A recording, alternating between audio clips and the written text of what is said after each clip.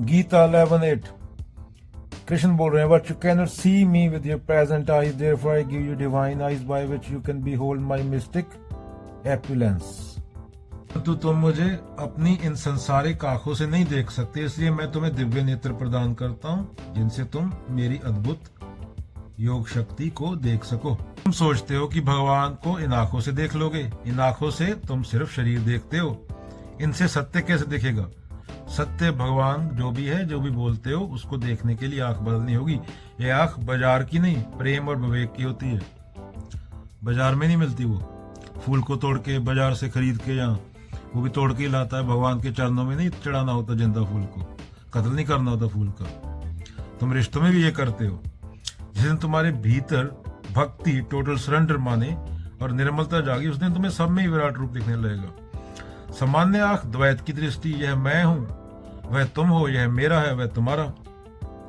उसने 100 रुपया उसका छीन लिया, उसने 100 उसका छीन लिया, एक रो रहा है, दूसरा खुश हो रहा है, वो तीसरा उसका छीन लेगा, वो खुश होगा, फिर वो भैंसे वाला आएगा ऊपर से, वो तीनों के ऊपर हंसेगा, तीनों को ले जाएगा थोड़ी टाइम के बाद। किया क्या? मरने से पहले जिया क्या? जिंदा थे या लाश थे? बोला क्या किसी के लिए? जो निर्दोष प्राणी मर रहे हैं हर रोज, लाखों की प्रजातियां खत्म हो रही हैं, 6th मास एक्सटेंशन चल रहा है। दिव्य आंख, अद्वैत की दृष्टि, सब में एक ही सत्ता है, कंपैशन, प्रेम। जब तक दृष्टि द्वैतमयी है, विराट रूप नहीं दिख सकता। अद्वैत दृष्टि पाते ही सत्य सर्वत्र प्रकट होता है। बच्चे की आंख धुंधली है तो डॉक्टर उसे चश्मा देता है, वह साफ देख पाता। वैसे ही कृष्ण अर्जुन को दिव्य चश्मा, आध्यात्मिक दृष्टि दे रहे हैं। कई लोग सोचते हैं सब ठीक है, पर जिसने दिव्य दृष्टि, विज्ञान प्लस विवेक पाई, वह समझ पाता है धरती संकट में है। आज वहां हड़ आए हैं, फ्लड आए हैं, कल यहां आएंगे। इसी तरह सामान्य दृष्टि को केवल बाहरी खेल दिखता है, दिव्य दृष्टि को सत्य दिखता है। सत्य को देखने के लिए भौतिक आंखें नहीं, भक्ति और विवेक, टोटल सरेंडर की आंखें चाहिए। कृष्ण यही अर्जुन को दे रहे हैं, दिव्य चक्षु। अब दृष्टि बदलती है तो पूरा जगत बदल जाता है।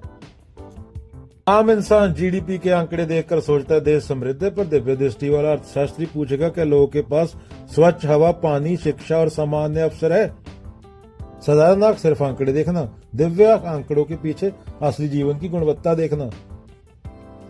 कंपनी की बैलेंस शीट लाभ दिखा रही है, साधारण आंख देखेगी कंपनी बहुत अच्छी है।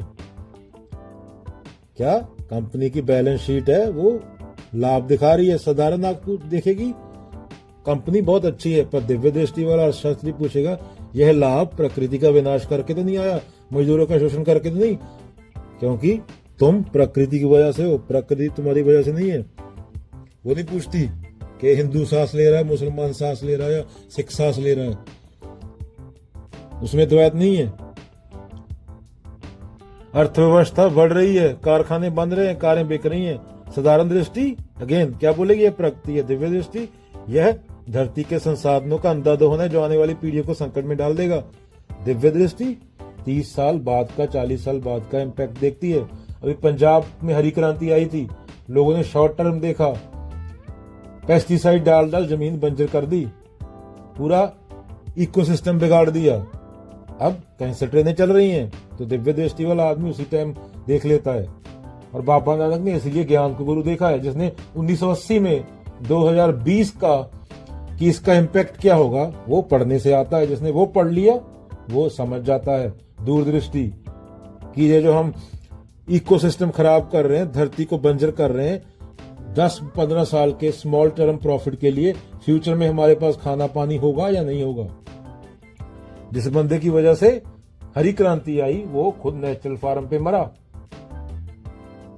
अर्थव्यवस्था को आंख से देखते हो तो बस चमक दमक दिखती है, पर जब विवेक की आंख खोलो तो पता चलता है कि यह विकास वास्तव में विनाश है। भगवान का विराट रूप देखने के लिए जो दिव्य चक्षु चाहिए, वह अर्थशास्त्र को सही समझने के लिए विवेक और दीर्घ दृष्टि चाहिए। विवेक, अंडरस्टैंडिंग, ऑब्जर्व, खुद को ऑब्जर्व करना।